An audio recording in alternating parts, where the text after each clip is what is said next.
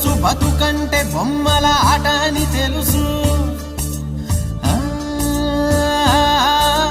కథ అని తెలుసు, కథ అని తెలుసు, కథలన్నీ కంచికే చేరునని తెలుసు.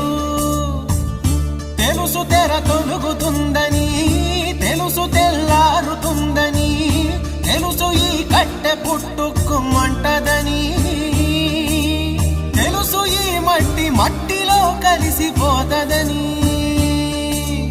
ఇన్ని తెలిసి ఇరకాటంలో పడిపోతావు ఎందుకని? మాయా